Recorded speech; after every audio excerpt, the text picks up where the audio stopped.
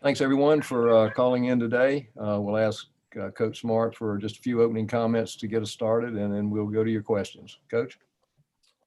Yep, we opened with our preparation. We started yesterday as coaches and players today for South Carolina, and obviously got a lot of respect for their program, what they did last year with us, how hard their kids play. They've got a lot of kids that are from our area and from our state. We recruited a lot of the same kids, so we know a lot about them. And so we're moving on to these guys starting today. Okay, let's start with Jake Rowe, and then we'll go to Mike Griffith. Hey, Kirby. I just wanted to talk to you about, obviously going to start off with JT here. In terms of his progression as a quarterback and going back and looking at that film, where do you think he has to improve specifically to kind of meet his potential at that spot? And how immense is that potential? How high is that ceiling? I think with any player that's relatively young in terms of their career, there's always a lot of room for improvement. I think in terms of protections and understanding where Trey's got things going and where he's pointed things, getting that correct, that comes through experience and it comes through film evaluation, making sure that we got the right guys on the right guys in terms of where pressure's coming from. In terms of his eyes in certain routes, there were a couple things that he had his eyes on the wrong side, but he threw the ball well. He was very accurate.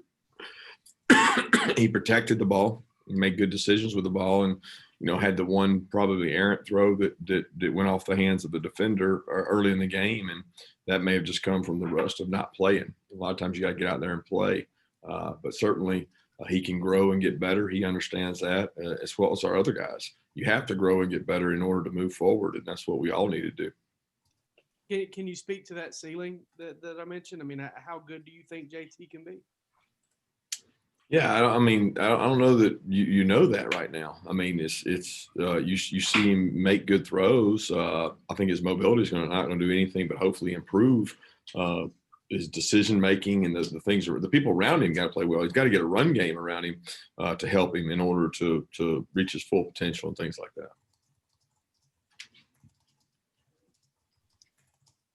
Kirby, I know you guys are a primarily a man team. I know that's your personality, but with what we're seeing, the proliferation of these spread teams, the way these passing games are improving with kids being more talented, are you going to have to evolve into more of a zone team and get better at the zone coverage? Your guys looked like, I don't know, they didn't look comfortable playing zone in that first half against Mississippi State. I would totally disagree with you first and foremost, because I don't think we're a man team. It depends on how you define man, to be honest. But in terms of coaching, we don't define it maybe like you guys do. We play very little man, just straight man. That's not what we play a lot of. We play matchup zones a lot, and we have a lot of different coverage multiples. But in that game, it was completely different than anything we play all together. We rep zone every week, regardless of whether we play it or not, because I think you have to have the ability to have eyes on the quarterback with all the athletic quarterbacks now. So over 50% of our reps in practice are invested in zones, so you can break on the ball. And to be honest with you, our guys were completely comfortable breaking on the ball. You're not going to stop those routes playing zone all the time. They're going to throw and catch them. The idea is to stop them before they get more than 5, and then hopefully bring up some third downs and some batted balls. So we're comfortable playing zone, completely comfortable playing zone. But it's hard when you drop 8 and they throw it underneath. And they did a good job. They're very efficient in what they did. They didn't have a lot of the mistakes they had against other teams. Let's go to Anthony Dasher and then Chip Towers. Hey, Kirby. Good morning. How concerned were y'all, I guess, going in after the game goes, as far as how JT would be feeling, and how is he physically right now after going through a whole game?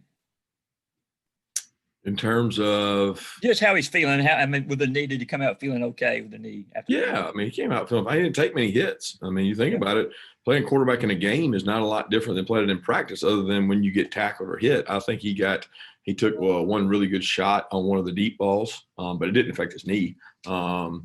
He did a good job. One time protection broke down. He got down and, he took the sack. He didn't avoid it. He didn't get rid of the ball, but he didn't turn the ball over.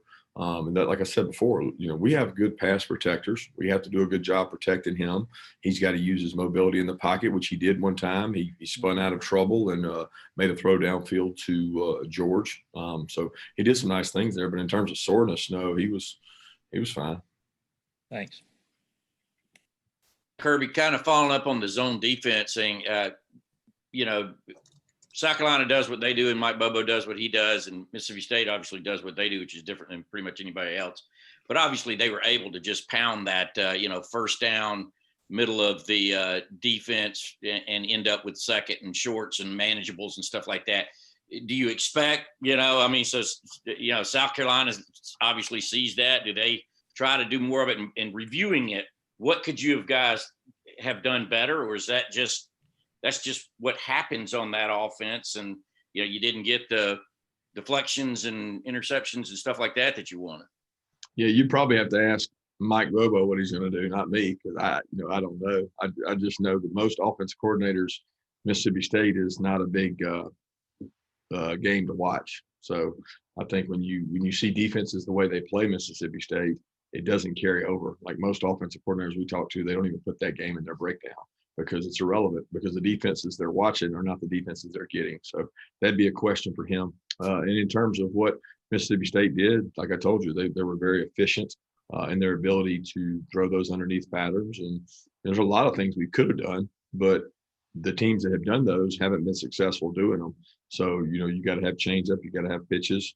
And we felt like we were going to be able to stop them. And sometimes we did. In the second half, we played the same defenses and stopped them.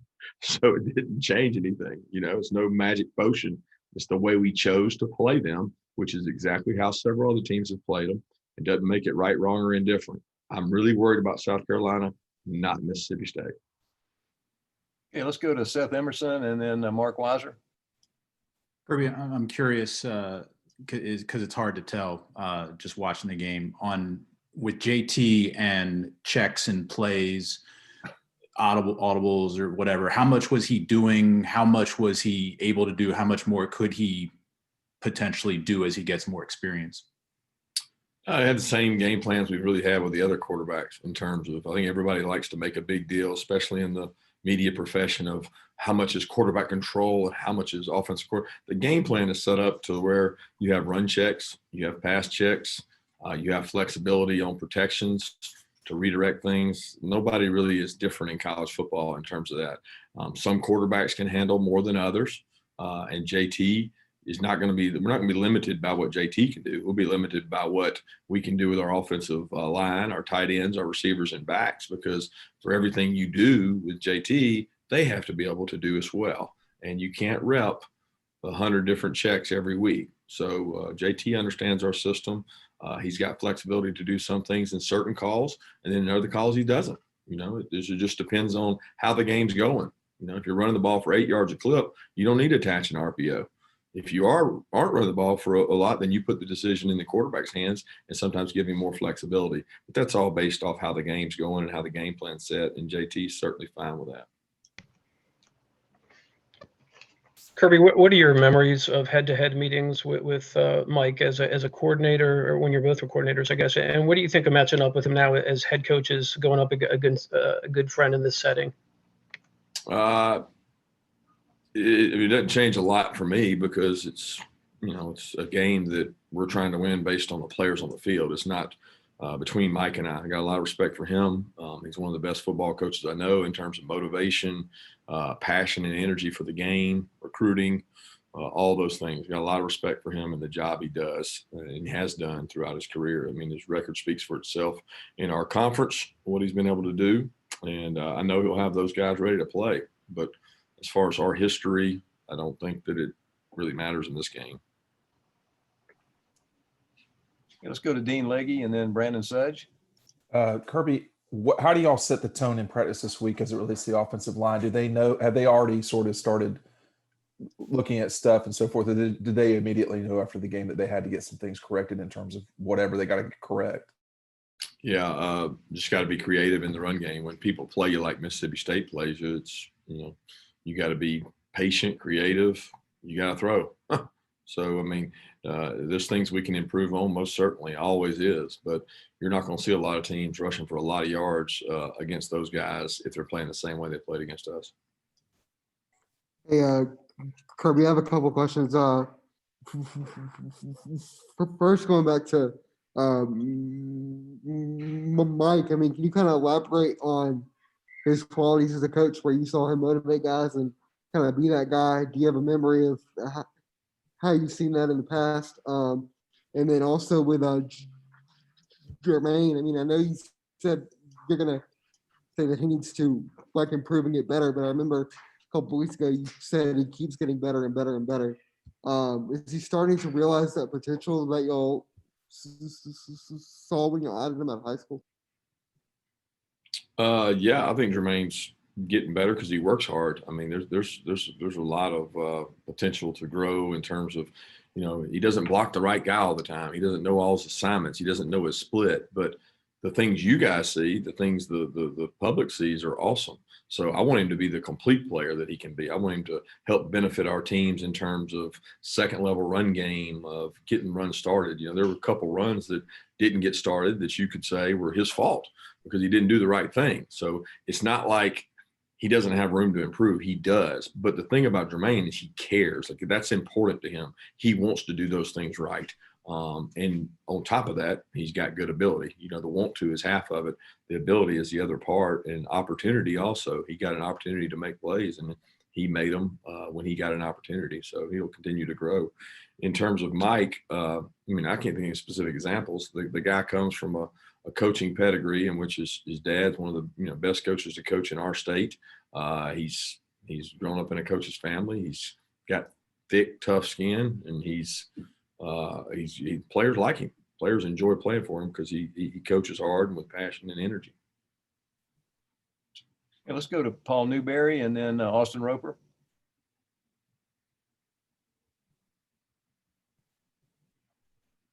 Hey, Coach. How you doing? I know, obviously, you got a lot of this season left, a bowl game. Is there any advantage, though, if you can at all look ahead to maybe settling in on that quarterback position with JT, even though it's late in the year, helping you going forward for the rest of this year and also even into 2021?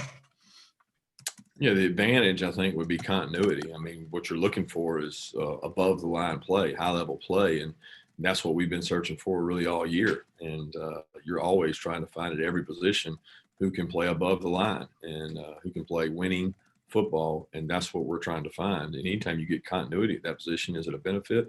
Absolutely, it's a benefit. We got to produce more sample size that way and continue to grow that position. Hey, Kirby. So last week, South Carolina, they played both Luke Doty and then Colin Hill at quarterback. Can you, given the fact that that hasn't been announced as starter yet, can you kind of talk a little bit about what kind of impressed you about Luke Doty's performance last week, even though it was just a half, and then what Colin Hill presents as a quarterback as well? Yeah, it's pretty obvious that young kid Luke is a great athlete. He extends plays. He provided a spark for them in the run game they didn't have. Missouri creates a lot of issues in the run game because they're in a 5-man front. They play man free. They play one of the toughest defenses to run against in all the SEC. So they created some problems. When they lost Shy Smith, it made it tough because he was one of their best weapons in that game. So it was a tough sledding to run the ball, and I thought Luke brought some more energy. Colin obviously knows everything Mike wants to do, knows his checks, understands the systems, can do the run game checks, can make all the throws. He's got a really good arm and very accurate. So they're very different quarterbacks, and they complement each other. All right, let's go out to Brady McCullough at the LA Times, and then we'll come back to Vance Levy. Hey, Kirby. I covered JT when he was at USC, and so I was just curious. I'm sorry to everyone if Kirby's already addressed this, but can you take me through what went into JT not getting a chance to play until Saturday? Yeah, we've talked about it at length. Talked about it after the game, so you probably should look back at those notes and see that stuff after the game. I'm really focused on what JT can do for us now and where he's come. A lot of it had to do with injury, opportunity. Growth for him, making sure he was ready through our medical staff. but no need to belabor the point. Hey, Lance? Kirby, obviously, the skills of George Pickens are undeniable, but how has he developed as a team player in his second season? And then finally, since it's Thanksgiving, what are you most thankful for in this interesting of all interesting years? Health, family, friends, ability for these young men to play this game that we all love, and all the people that make it possible to play this season, because there's a lot of people hard at work to make sure that these kids get this opportunity. I'm very thankful for our players, their ability to so far, knock on wood, stay healthy and stay, for the most part, COVID free. But George, number one, he hasn't been healthy the whole year, so probably hasn't had quite the year that he wanted to have, and him not being in part of the offense, it certainly affects the way defenses play us. I mean, look, the guy's a really good player. I'd be lying if I didn't say we don't see some of the same fronts and coverages when he's not in there, in terms of when he was and how some teams played us. So that affects some things as well. But he's a work in progress when it comes to developing and getting better. He's a great wideout. He's getting better in the run game. He's really physical when he blocks. He's got to block the right guys all the time, and he can be an impact on our overall team in terms of energy level and enthusiasm. When he makes plays, it sparks a lot of guys. Okay, let's go to Connor Riley, and then we'll come back and see if Emily has a question. Hey, Kirby, I know you just spoke about George and Jermaine a little bit earlier. What have you made of the progression of that wide receiver room, especially with how really not just one or two guys, but really the whole group played on Saturday? Well, I think they're growing. Part of the thing we wanted to improve on was our ability to throw the ball vertical downfield and make some plays. To do that, you got to have the people to make those plays, and we're improving in that area. Kieris has been a really good surprise for us. He's been healthy. Last year, he wasn't healthy the whole year. George has not been healthy, but he's made plays down the field. And then obviously with Jermaine and the tight ends involvement in the offense, it's helped.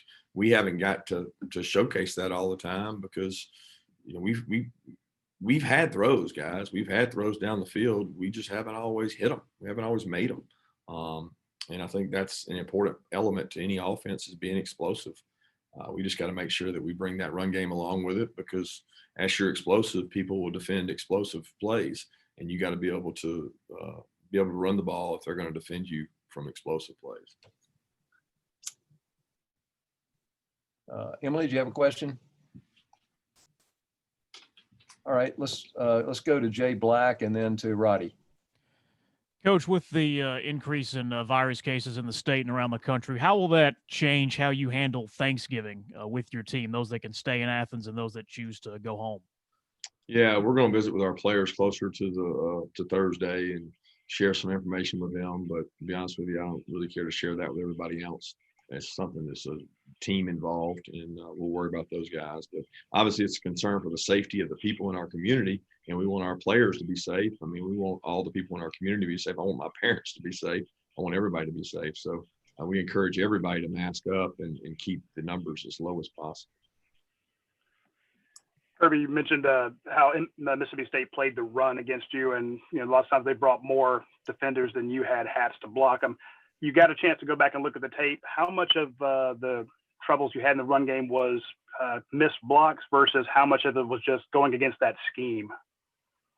Well, I wouldn't say there's very often times that we missed a block. I would say whipped or beaten a lot of times. It's not like we didn't have a hat for a hat in some instances. Most of the time, as always is the case in the run game, you got one receiver that's got to go get one of their hats, and that makes you even. But when you bring the receiver, that brings another defender. So they're always going to have a little bit of an advantage, especially when they play us. But that doesn't matter. Everybody we've played has been that way. The difference has been their movement inside and some of the stunts they ran to murky the picture up, kind of make it unclear and slanting and angling guys. And we didn't do a good job handling their movement more than anything else. Okay, we got time for two more questions. Let's open up if anyone wants to jump in.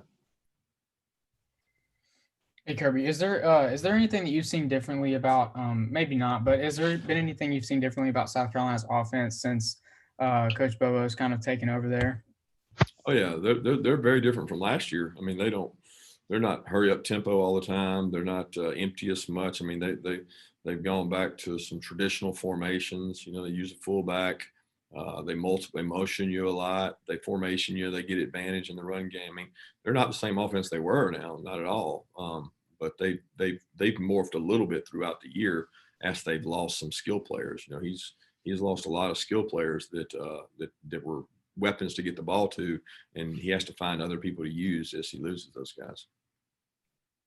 Injury issues, Coach. Any chance Jordan Davis gets back, and I guess Richard LeCounte or any other guys? Yeah, we're hopeful on Jordan. You know, Jordan's closer than Richard. Richard's not able to get out there and practice yet, so I don't honestly know on Richard. I'll find out more today. I know he's trying his best to get back and come back as soon as he can. I would say that he's probably doubtful for this game, but Jordan's got a chance, and that's promising. We're hopeful to get him back and get him back out there going. Thanks, Coach. Thanks, everyone. Thanks. And please